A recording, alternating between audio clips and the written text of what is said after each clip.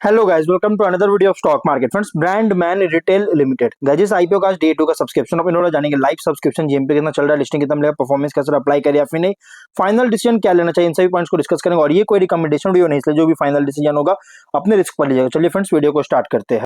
तो guys, IPO जो 4 को ओपन हुआ था और 6 फरवरी कल के दिन क्लोज किया जा रहा है। आज डे 2 ओपन हो रहा है। 11 फेब का लिस्टिंग डेट रखा गया। 10 रुपीज का फेस वैल्यू 167 टू 176 रुपीज पर शेयर की। प्राइस बैंड 800 शेयर्स की। Lot size fresh capital IPO है।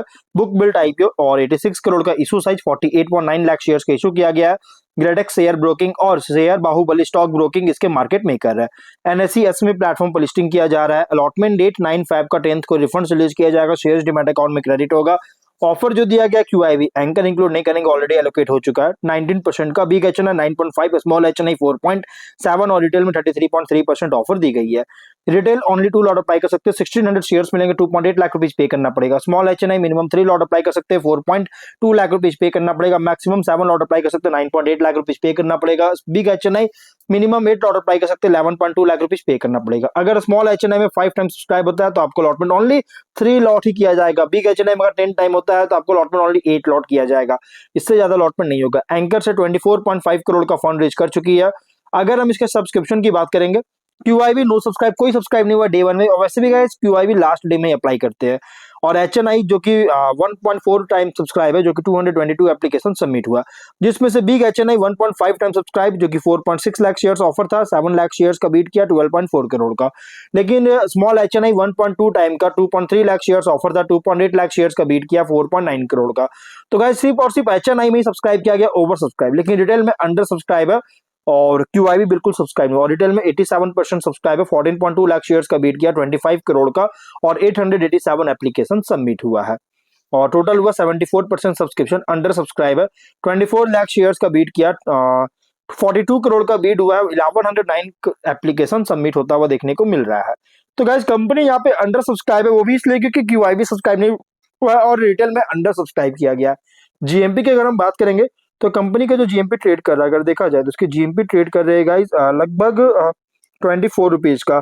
और लगभग अगर देखा जाए तो और जीएमपी 24 रुपीज का है, जिसके अकॉर्डिंग 13.6% का लिस्टिंग एक्सपेक्ट कर सकते हैं। 200 रुपीज की एस्टिमेटेड लिस्टिंग प्राइस, 19,200 रुपीज का एस्टिमेटेड प्रॉफिट सिंगल लॉट पर मिल सकता है। तो अगर हम इसके बिजनेस की बात करें तो ज्यादा कुछ मैं बात नहीं करूंगा, ऑलरेडी वीडियो बना रखा हूं जो कि प्रीमियम इंटरनेशनल ब्रांड्स के रिटेलिंग और डिस्ट्रीब्यूशन में इंगेज है।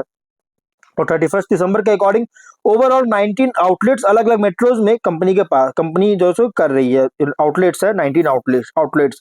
और अगर हम फाइनेंशियल देखेगा तो 24 से सरप्राइजिंग बूस्ट देखने को मिल रहा है। टॉप एंड बॉटम लाइन में अच्छी खासी बूस्ट देखने को मिल रही है, जो कि एक डाउट ही क्रिएट नहीं कर रहा है, बल्कि सस्टेनेबिलिटी को लेकर कंसर्न रेज कर रही है। जो कि इस बार 25 में 136 करोड़ का रेवेन्यू, 21 करोड़ का प्रॉफिट, 9 मंथ में 97 करोड़ का रेवेन्यू, 19.7 करोड़ का प्रॉफिट है। और अगर हम बात करें इस कंपनी के ऑब्जेक्टिव का, तो ईबीओज और एमबीओज जो कि 15 लॉन्च करना चाह रही है, जिसमें लॉन्च करके अपने रिटेल नेटवर्क को एक्सपैंड करने के लिए कैपेक्स करना चाहता है। नए ईबीओज और एमबीओज में कैपेक्स करेगी।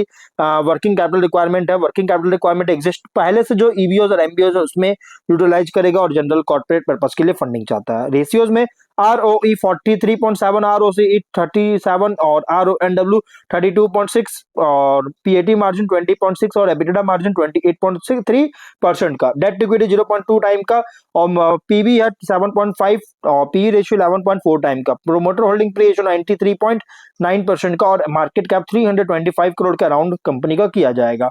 अब यहाँ पे अगर हम बात करें इस कंपनी के कॉम्पिटिटर का, देखिए इसके कॉम्पिटिटर जो है red tape, Bata India, Lehar footwear, liberty shoes, ये सभी इसके कॉम्पिटिटर जो कि सेम बिजनेस कर रहा है।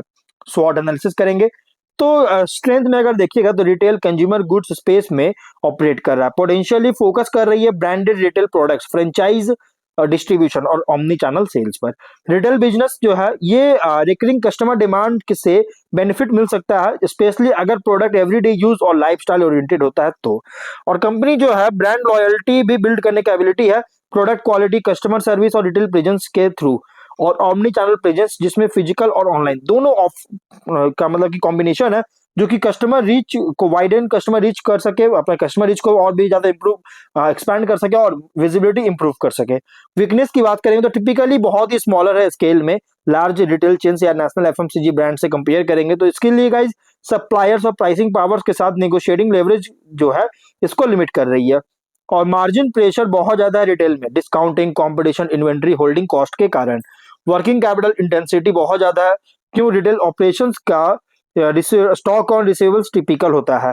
और ब्रांड विजिबिलिटी और कस्टमर रिकॉल जो कि लिमिटेड हो सकता है, इनिशियली लिमिटेड हो सकता है अगर इस्टेब्लिश्ड रिटेल ब्रांड से कंपेयर करेंगे। इनके पास वेयर हाउसेस बहुत सारे होते हैं बड़े बड़े कंपनीज के पास, लेकिन इसमें छोटे कंपनी के पास वैसा कुछ नहीं होता है guys, उतना बड़ा नहीं होता है, जिसके कारण कंपनी का मतलब कि ये थोड़ा सा इम्पैक्ट कर सकता है। अपॉर्चुनिटीज की बात करेंगे तो consumer spending retail penetration India में ग्रो कर रही है, और स्पेशली ऑर्गेनाइज्ड रिटेल और ब्रांडेड लेड प्रोडक्ट्स का एक्सपेंशन सपोर्ट करती है। और मतलब इसमें क्रेज जो है, डिमांड बहुत तेजी से ट्रेंड बढ़ता हुआ नजर आ रहा है ब्रांडेड प्रोडक्ट्स में।